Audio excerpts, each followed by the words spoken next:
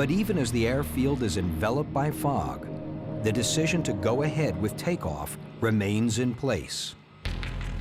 That particular runway, as most runways are, were very highly painted to give you the center line, and we were barely able to see the runway.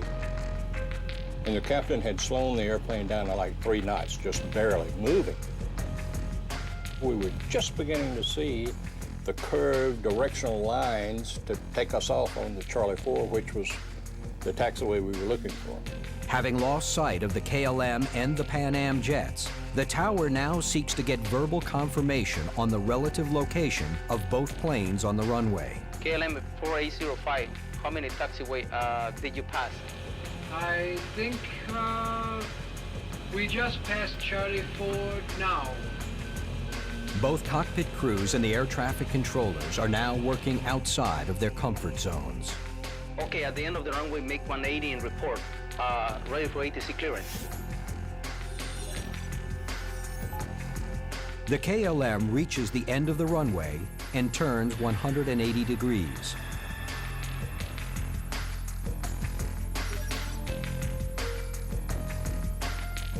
What happens next is an extraordinary exchange between pilot and co-pilot. This is the KLM cockpit conversation taken from the transcripts. Wait a minute. We did not have ATC clearance yet.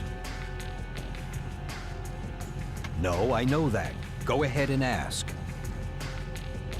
This exchange suggests that Van Janten had begun to take off until his co-pilot reminds him that he did not have clearance.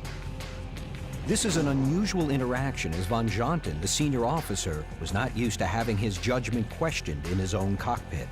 Democracy in the cockpit is a very cultural issue. There are some cultures that they are basically very high in power distance, meaning that there is a very strong hierarchy and very steep hierarchy in their society.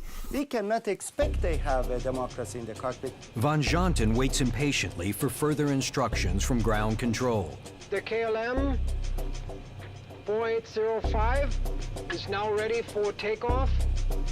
And we're waiting for our ATC clearance. It's a routing clearance that air traffic control gives the departing plane that basically tells him how to go from one airport, your departure point, to your destination. Report, ready for ATC clearance. But even ATC, or air traffic control clearance, is only a confirmation of the in-flight route to be taken. Clearance to actually take off must be given separately. It is these next few moments of communication between the tower and the two planes that will forever be analyzed. Roger, sir. We are cleared to the Papa Beacon flight level 90. We heard the KLM pilot read the clearance back, which is required.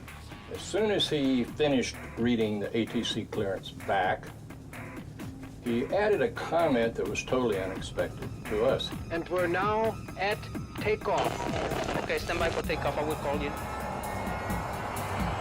But we were still taxiing down, assuming that KLM was going to be holding his position as he was directed to do.